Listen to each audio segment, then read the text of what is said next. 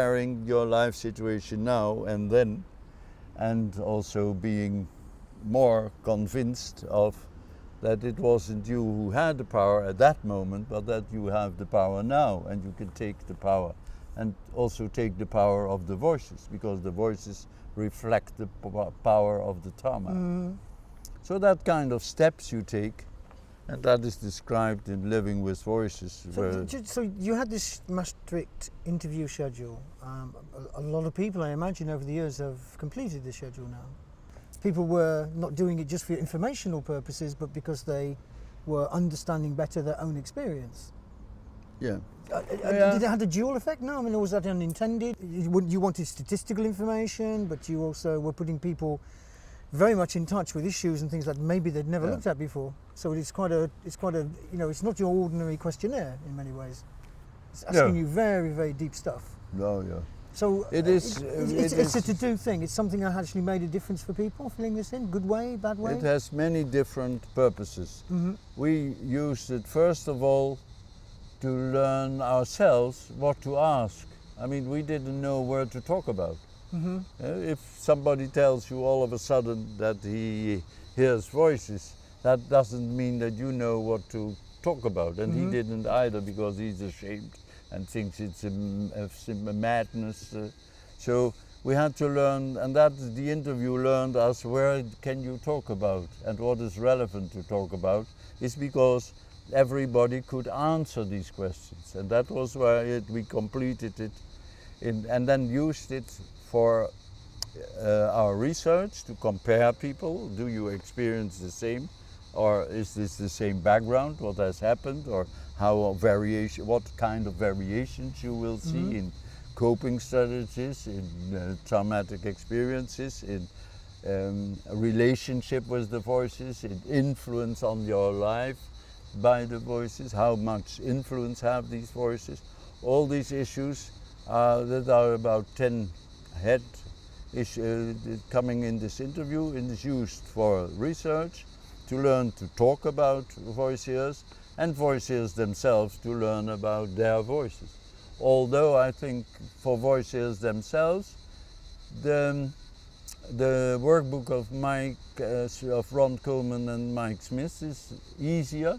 They can work that through that workbook. They can work privately, but we developed it more for professionals. There's a relationship between these two things, between the Mike Smith. That's very much the same, I think, but it's another way of approaching. It's a way of inviting to work yourself and see what the voice is. So I'm a worker, I can suggest or propose, or if I'm a voicer, I can suggest to my worker that we can work through this together and learn more about this experience. Yeah. So it has more than one purpose. So people, again, to do. I mean, one of the things that happened in England about what to do was to try to break down the isolation by forming groups. Yeah. What are your thoughts about groups, the value of groups? I think the value of groups is very high for voiceers, because they like to talk together about their voices, be respected with their hearing voices, being accepted, feeling safe, not criticized. So you have a whole row of things to start with, while it is nice for people to talk about voices together. Then you get, after a while, the difficulty, what next step do you? And I think the best groups are those groups who also involve voiceers who have developed themselves in having more knowledge, or facilitators who also bring in more knowledge, not because they teach, but because they invite people who know about voiceers or discuss together an article or pieces from the books that are written, so that one of the steps after accepting and after relating it to the person's life is also to become interested in the phenomenon of hearing voices. Not only your own voices, but also the voices of the other people. So you learn their coping strategy, but you learn also their background of problems and the relationship between their characteristics of their voices with their traumatic experience. So in that sense you grow, like Sue Clarkson in this Living with Voices has very well described how a group can develop a person's ability to cope as well with the voices as with the problems and the emotions that are lay at the base, at the roots of the hearing voices experience. So we mostly overvalue the voices because they are just a signal. The value should go to and the attention should go to the problems at the back, which often is difficult because shameful or etc., etc. But that is what professionals do, accepting and interest in the person related to the life history, learn to cope with the emotional problems, taking back power, because the voices have no power, they have no hands, they have no feet, they can't do nothing but suggestive power by talking to you. So that is to realize that they have no power means that you can take back power. You can say, hey, voices, I like you to do the washing up. And then you discover they're not doing anything. And then you see they have not that power, they're just suggesting. So taking back power means that you yourself can decide what has any value and what has no value. But you can't do that at the beginning. In the first you have to get rid of your anxiety by coping strategies and getting more control. It's a phasic process. In the first phase we call the phase of the, how do you call it? Startling phase, when there is a lot of panic and anxiety and feeling of overpowering. And then you get the phase of organization. And organization means that you get interested in the voice hearing experience, interested in your own voice and the relationship with your life history, etc., etc. And then you get the next phase is taking back power and making choices to go into the world again, because you can work with voices very well. One of my patients, Gina, she was working in a barber shop and then learned that when she was busy with a person, the voice all of a sudden disturbed her work. Then she said to the person, sorry, I have to go to the toilet. Went to the toilet, told the voices that they could come tonight, but not now, and then go back to so then you put yourself in an active position towards the voices, organize the time you spend with the voices, and have free time to spend to your work. Right. So that's the choices you have to make. And thereafter you have to recognize that the feelings the voices express are basically your own feelings. You feel insecure about things, you feel guilty about things. When they tell you are bad, it is that you are thinking you are bad and you are feeling yourself not well because of conflicting emotions. So that's the process. That's the process. So, getting back, you come as something of an ambassador for this new area of work. Sandra and yourself are quite busy going to visit different countries. England was one of them, but England was by no means the only country that you introduced the work to. No, we mostly introduced the work in Europe. The first one was Finland. They were very early times interested, and we were there. Well, you met your later husband, I think, Carol. Husband, yeah. Wife, yeah, sorry. And good nowadays. But I mean, we went there in the snow, I remember. But that was already, I think, the second visit. Finland has translated the book Accepting Voices quite early phase. The Italians were exactly, Pinopini and England was most interested. And then we went to Sweden because Alain Topor had in the meantime written an article and then started to invite us there to do on conferences. And then we went to Germany, also started, and had in Berlin a Hearing Voices network with every 2 years a conference and Hearing Voices groups. and that spread a little bit about in Germany, not much. And then we went to Denmark. That was one of the latest interested country, I think, in Europe. Then Spain, it didn't come forward, but Manuel de Chavez, a professor at Madrid, was very stimulating, but he has no the mental health activist, is the user organization, is not well organized in Spain. But you also went to places like Japan as well. And in the meantime, Australia, I think? No, it was John, no, that is Europe we did, and then always Ron came with us in the second visit, you could say. And then Ron was the one who really impressed the people by the way he can tell the stories, his own story, but also his ideas about the society and the way you should accept hearing voices. So Ron was very important, instrumental in getting more enthusiasm. And he brought it to Australia and to Palestine. And to New Zealand. And to New Zealand. That he brought it across the sea. America we went also to America, but America is now starting a little bit interest, but America wasn't there because America is very, very less freedom, even less than everywhere in Europe. Yeah. And surely Australia is very, very active.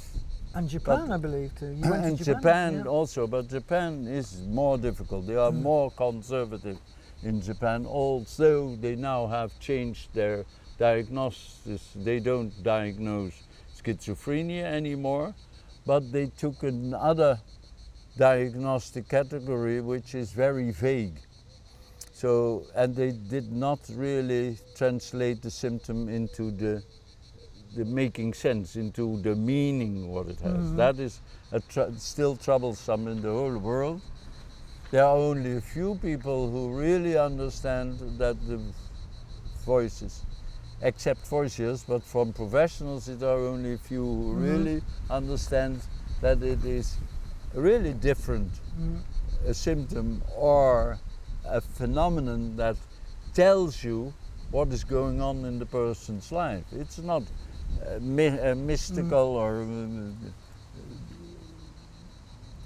difficult or crazy or etc. No, the voices exactly tell you what is happening in the life of the person by their characteristics.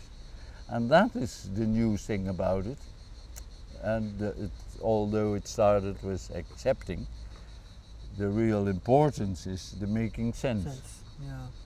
Okay, so you yourself and other people are also thinking that there's now activity in Greece, that Austria has got a little bit of activity in Linz. Yeah, already very long time. Austria. Yes, a long time, and I think now it's something like 26 countries. There is some kind of activity in 26 countries across the world. No, there are very many people who have helped enormously in spreading it, because we couldn't do that and we were not able to do that. Peter Bullimore and Jackie in Greece. And they'll so many, and they go out now and talk about the voices and give their lectures and convince people, because they are themselves having the experience, is more convincing than we always talk about another one's experience, and they talk from themselves. And that's something that is difficult for professionals. Professionals are trained to look from the outside. They are not trained to look from the inside. They don't talk about voices, because when you call it auditory hallucinations, it is something from the characteristics, but that is not from the way you experience things.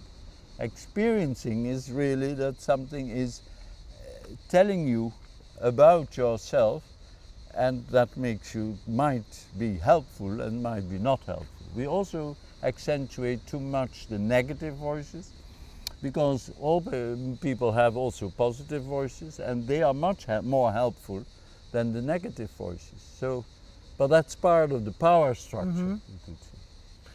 So there came this point, I think, when there was activity across the world, in different places. At some stage, you started beginning to start holding kind of congresses where you invited people from across the world to come. Yeah. So it wasn't just the Dutch people. And at one of those meetings, I recall you proposed the idea that there should be some kind of organisation which tried Yeah. to. Do you want to explain a little bit about why you Well, did that? naturally, because we started in '88 in England, or '88 in Italy and '89 in England, I think, and then Finland, and so we perceived that these people were quite isolated with a small group, and they did not have the support of others who did the same. And that is also what we meant perceived in Holland. You need to get together to support each other. And that was the reason we organized a conference international. There came more people involved in the network, you could say, but it wasn't a network. It were just plots, you could say, everywhere. And in 1996 we invited different people for a conference, and with the idea to make an international organization to have a possibility of support people. And you were one of the first then who were active in making a website and starting to write newsletters so that people got informed about.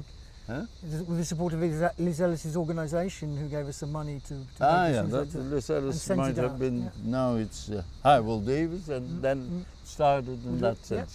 We never were very good in getting money. I hope they will do that by now. They're busy now talking about these things. But that we haven't been focusing on money. We have been focusing on hearing voices. I think there's a lot more moneyed organisations. Organisations with a lot more money have a lot less impact. Actually, it's interesting. Oh yeah. It's one of those things. Money is a dangerous thing. It makes people greedy, and it makes people to be more important than other people. It doesn't get the equal level. Money is an enemy in that sense. I'm not a communist, but I mean, I can see that it gets you away from the real purpose. What to do with the money is a question which gets you easily in the power structure and getting you away from the original purpose of spreading the possibility for voices to meet each other and to be respected and to emancipate and become free of experiencing what you experience. So this meeting took place in Maastricht, the idea of a formation of an organisation, and its general objectives, its purpose. What was the idea behind it? Now, its general objective is that the hearing voices is in itself not a sign of mental illness, and that was also supported by epidemiological research or general population surveys, which brought forward that 4% of the general populations also know this hearing voices experience in a more frequent way than once hearing your name, because that's quite often. But that having people who hear voices become patients and people not become patients made it clear that hearing voices in itself is not a sign of mental illness. That's one of the basic assumptions, and we proved that into also, not only we but others who supported that by research. The second thing is that hearing voices is not only experienced